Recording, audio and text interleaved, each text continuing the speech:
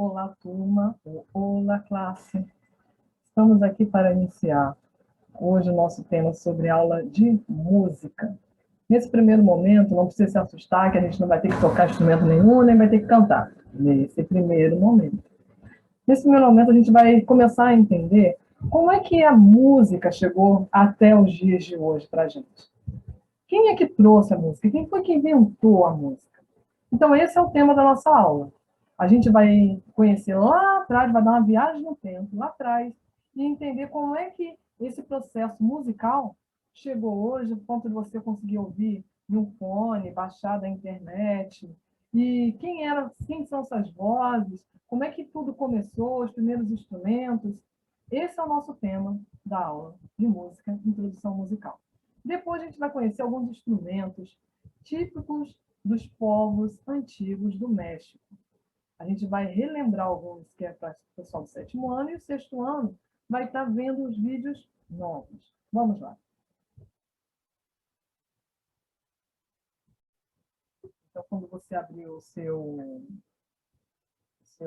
sua página da apostila, ou quando você imprimir, você vai poder ver um pouquinho sobre música, que é o nosso tema. Para quem está vendo pela internet, essa partezinha aqui que você passar o cursor vai ficar azul, você vai poder clicar e vai levar você direto a essa aula que você está assistindo agora. Deixa eu aumentar um pouquinho a imagem aqui para a gente começar a falar sobre música. Você já imaginou como é que a música chegou até você? Como é que, passando de geração em geração, quem foi a primeira pessoa que inventou o instrumento? O que é instrumento musical? Por que a gente está aprendendo música hoje? Por que música hoje faz parte de uma escola? Vamos falar um pouquinho sobre isso. A introdução à música, instrumentos musicais e o conhecimento cultural musical mesoamericano ou mesoamericana daquele povo que vivia ali no México. Por que a gente falou do México? Porque os outros países que estão em torno do México, naquela região mesoamericana, também é chamado mesoamericano. Mas a gente fala especificamente do México, alguns países que fizeram os instrumentos chegarem até a gente. Então, o que é música? Música é uma combinação de harmonia que expressa som. Então, sempre que você escuta um som, e se esse som tiver uma harmonia ou uma repetição, ela pode gerar uma música. E a música é uma arte que é muito antiga. Muitas civilizações atrás já usavam a música de uma maneira um pouco diferente. Usavam a música acreditando que a música tinha um poder mágico. E que poder mágico é esse? De curar, de poder dar mais energia para o guerreiro, de poder levar as almas dos entes queridos para um determinado local, de alegrar a família toda quando uma criança nascia, para trazer boas energias para aquela criança. E a gente sabe que hoje os cientistas dizem que música realmente cura. Música ela é usada na musicoterapia. Mas a música, naquela época, ela era usada em dois grandes sentidos. Nas celebrações que eram religiosas, seja ela para um faraó, seja ela para um imperador chinês, seja ela para um guerreiro indígena. Na hora que eu tinha que falar de honras militares, ou porque os soldados estão se preparando para a guerra, ou aquele soldado que faleceu, eles tinham que fazer uma honra militar para aquele general, aquele soldado importante, ou nas festas sociais, que é casamento, enterro, nascimento. Então, em todos esses momentos, a música tinha uma presença importante. Se a gente pensar lá no mundo, lá no passado, dando uma grande viagem no tempo, lá no mundo pré-histórico, quando o homem era da caverna, a gente começa a imaginar como é que aquele homem da caverna percebia a música. Igual a gente, um bebezinho. Um bebezinho ele escuta um som, e se aquele som se repete, a criança começa a fazer também igual. Ela vai bater o pé, ou ela vai bater a mão, ou ela vai sentir a batida do coração se ela botar a mão no corpo. E se ela correr, ela vai ouvir o som do coração explodindo, o som do trovão que vai cair da chuva, o som da gotinha da chuva. Era dessa maneira que os homens pré-históricos começaram a perceber os sons que a gente chama sons da natureza. Hoje em dia, tem pessoas que compõem música somente com os sons da natureza. Lá naquela época não existia compor música, existia copiar ou imitar a natureza. o som de um passarinho cantando, o som de uma voz humana que era um timbre diferente ou mais agudo. É uma pessoa que tem a vozinha assim, ou mais grave, é uma pessoa que tem a voz mais grave. Então, eles iam imitando, e por processo de imitação, iam registrando. É igual quando você escuta uma música uma vez, duas vezes, depois você começa a copiar, repetir, já sabe a melodia. Eles iam imitando. Esse processo de imitação dos sons da natureza permitiu que eles começassem a pensar em criar alguns objetos que pudessem imitar esse som. Um dos objetos que a gente tem como referência bastante antigo é a flauta, outro é a harpa, o tambor. Esses foram os instrumentos que a gente, quando faz escavações em alguns terrenos antigos, onde tem, que a gente chama de sítios arqueológicos, onde os povos antigos moravam, hoje em dia é um espaço que às vezes só tem mata, ou só tem montanha, começaram a se achar alguns itens de objetos que é muito parecido com alguns instrumentos nossos que eram para a música daquela época. E aí, onde isso aconteceu? A gente tem escavações na África, a gente tem escavações na Ásia, na Europa, e a música nesses locais, quando se faz uma tradução do que, como é que eles entendiam música, é muito parecido com o que hoje a gente vê os povos primitivos que vivem hoje, em 2021, como se vivesse lá no passado. Então, se eu quero saber como é que era uma música, como é que se tocava um instrumento, eu vou lá numa tribo, seja uma tribo indígena, ou uma tribo aborígene, na Austrália, ou numa tribo africana, vou ver um instrumento parecido e vejo como é que aquela pessoa hoje toca e vou imaginar e escrever um texto sobre aquele artigo que eu encontrei lá na escavação, como é que aquele instrumento era tocado e que nome eu posso dar quando eu preparar o meu livro, a minha história ou a minha monografia. É assim que os cientistas trabalham.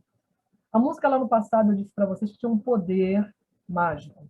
E esse poder mágico dizia que o instrumento poderia até ser uma divindade, ser um deus. E esse instrumento também poderia ser tocado para antes de uma guerra ou após um período de guerra, numa época que estava precisando chover, numa época que poderia se nascer alguém, no rito de passagem, a menina que sai da idade da infância e vai para a adolescência, a gente faz festa de 15 anos. Naquela época, eles tinham os ritos de passagem deles, da idade infantil para a idade adulta. Então, essa música também, com o tempo, ela foi se elaborando, se elaborando. Começou a se existir alguns sacerdotes da música.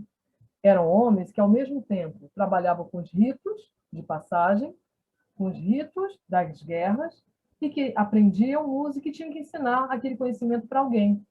E então, eles escolhiam alguns dos discípulos para ser essa pessoa para quem ele ia passar. Quando isso foi crescendo, os anos foram passando, esses senhores começaram a ser chamados de mestre da música. Ele era convidado para fazer um ritual, para fazer uma festa, como se fosse o DJ da época, só que o DJ não tem esse poder sacerdotal de orações e tudo mais. Mas ele tinha essa questão, essa função importante naquele reino, ou naquela civilização, ou naquela tribo. Ao mesmo tempo, ele começou a formar muitas pessoas, e essas pessoas começaram a formar escolas. Então, essas pessoas que eram formadas na escola, ela aprendia o serviço militar, a guerra, a tática militar de guerra, ela aprendia esse rito religioso e ela aprendia cantos. E esses cantos poderiam ser uníssonos, uma pessoa cantando sozinha ou em coral. Avançando um pouquinho no tempo, o tempo foi passando, chega a Idade Média, já saiu da época lá dos homens das cavernas, já passou da idade dos indígenas primitivos, chegamos na Idade Média, na época que tem os castelos, os príncipes, os reis ali na Europa. Eles começaram a descobrir que a música era tão importante que colocaram ela entre 7 artes liberais que uma pessoa tinha que aprender para se formar um servo do rei. E o tempo foi passando mais um tempo, até chegar aos dias de hoje, a gente precisava registrar essas músicas. De que maneira a gente começou a registrar essas músicas? Primeiro no gramofone, lá no século XIX, 1882, começou um disco bem pesado, grossão, cheio de pontinhos, que conseguia se gravar a voz e o toque instrumental de alguma música. Depois isso começou a ser replicado ao vivo em uma rádio. Então, existiam as antenas para poder chegar em algum local. Anos foram passando, veio o LP, que é um tipo um CD enorme, grandinho, né? Enorme, de uns 30 centímetros de largura, mais ou menos, de diâmetro, que é a distância de uma ponta a outra do círculo, passando pelo centro. Veio o LP, depois veio a fita cassete, que ficava dentro de um rádio, ou se não de um Walkman, que é esse radinho aqui, que já tinha fone, aí já veio o fone de ouvido pequenininho. Depois, lá nos anos 80, veio o CD disc, que é o compact disc, que é o CD. Esse CD era tocado dentro de um disc play, então um Discman, é onde tocava aquele CD, ou se não no computador, ou se não em um rádio. Hoje em dia, a gente não precisa mais nada disso, nada material, tudo está no ar, tudo é digital. Então, a gente tem formato MP3, que era tocado ainda nos anos 90, dentro de um rádiozinho pequenininho chamado radinho de MP3, e era portátil. E hoje a gente pode ter, sim, um rádio online. Você não precisa ter um rádio para ouvir música, você pode ouvir no seu celular, você pode ouvir do seu computador, você pode ouvir do seu relógio. A gente tem muitas formas hoje de conseguir baixar música que não está no algo tátil.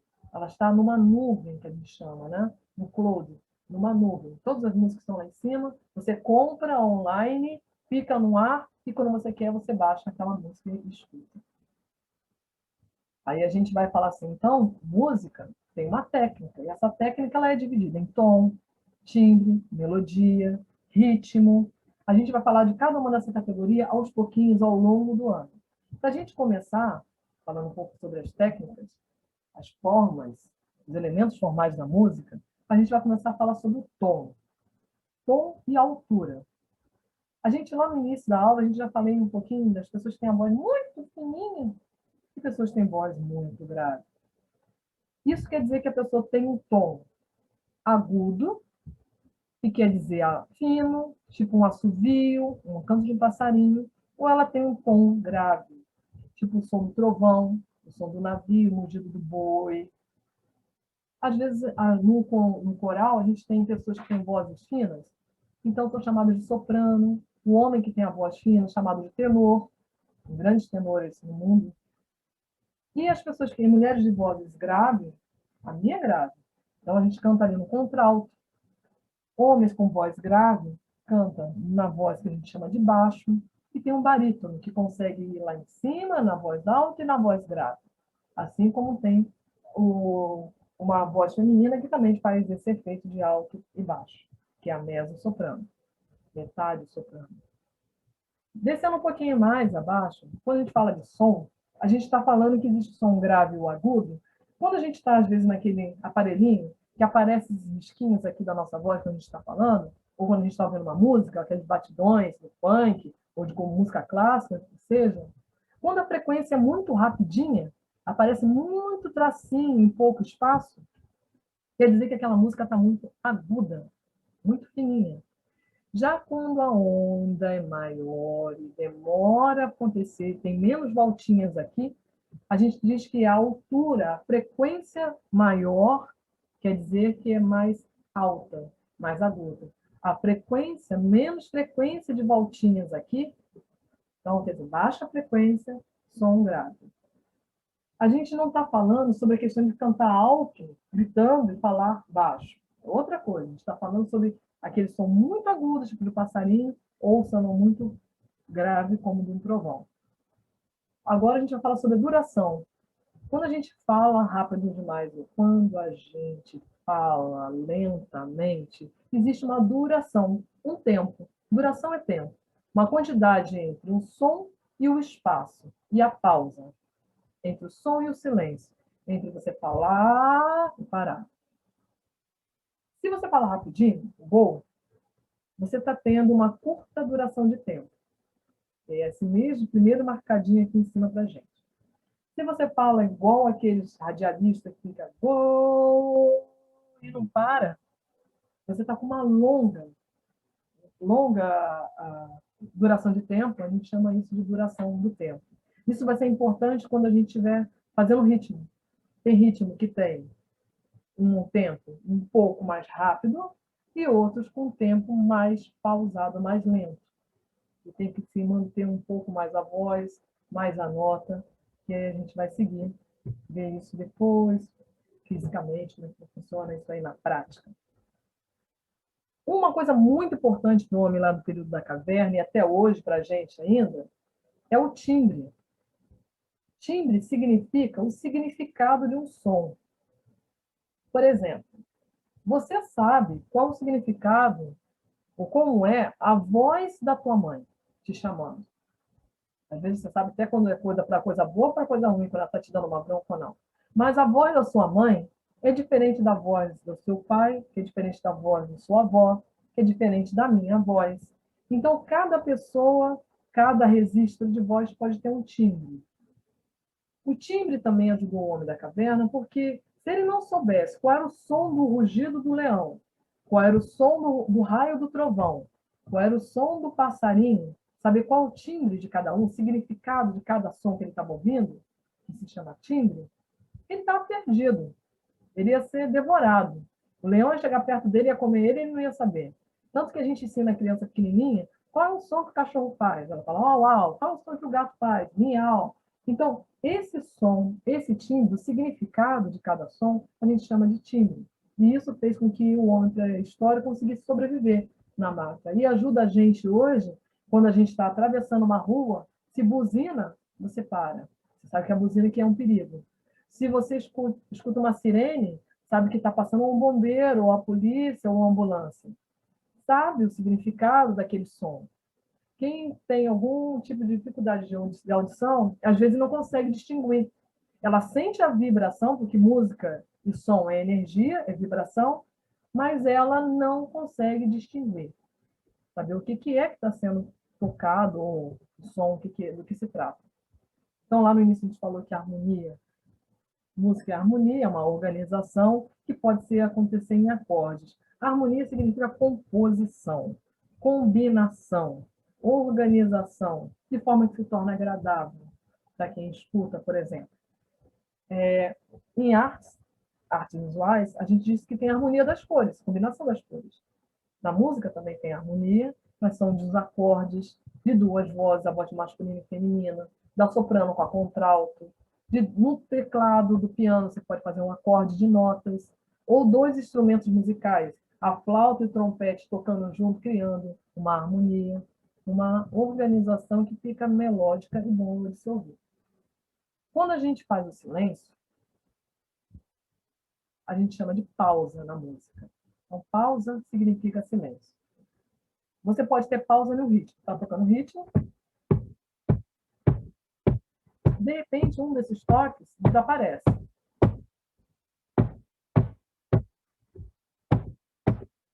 Então, existe um ritmo que entrou uma pausa, e essa pausa pode ser desenhada, lá que a gente vai ver daqui a pouco, uma escrita sobre música. Vamos falar um pouquinho sobre som, coisa importantíssima para a gente que escuta música.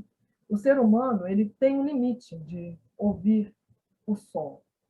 Se for muito agudo, ele está acima do nível da voz do ser humano e não vai ouvir nada. Se for muito grave, ele também não vai ouvir nada. Então, aqui a gente tem uma frequência de som. Essa frequência de som, quando ela está muito aguda, e não é tão fina, ele não escuta mais nada, não dá para ouvir. Só alguns animais conseguem perceber, como o caso do morcego, por exemplo. Quando é muito grave, mais baleia, golfinho consegue ouvir esse som tão grave debaixo d'água. Você bota quando você mergulha, às vezes você não escuta o som lá de fora, mas o golfinho vai ouvir o som que está acontecendo e está muito grave. Cachorro tem, às vezes, essa questão do infrassom e ultrassom bem resolvida aí em Hertz. Então, existe um valor de som que a gente consegue ouvir no ouvido humano. Já outros animais têm o cérebro desenvolvido de outra maneira, que a gente consegue desviar no caso do morcego, ele grita, faz aquele barulho, para aquele som bater em algum anteparo, de repente numa árvore, ele saber desviar daquela árvore no momento que ele não enxerga direito à noite, por exemplo. Vamos lá. A gente está falando agora sobre intensidade. Agora sim. Vocês gostam, às vezes, na sala de aula, falar alto pra caramba. ou dentro de casa falar alto pra caramba, ou falar baixinho demais. Isso fala decibéis. A gente mede o som da altura, quanto está alto o seu rádio, quanto está baixo o seu rádio ou a televisão, em decibéis. O ouvido humano também, dependendo do decibéis, pode explodir, pode dar algum problema de audição. Então, falando, a gente costuma usar os decibéis baixos, 40, por ali. Quando a gente está chegando a 60, no celular tem uns aplicativos que você consegue até marcar quanto de decibéis está no espaço que você está dentro da sua casa. Está todo mundo falando alto demais, televisão alta demais, ou na rua, som alto demais. Pode fazer uns testes assim para você entender se está falando alto demais. Se tiver alto demais, você está prejudicando a sua audição. Vai ter um momento que, quando você estiver mais idoso, você vai ter dificuldade de audição.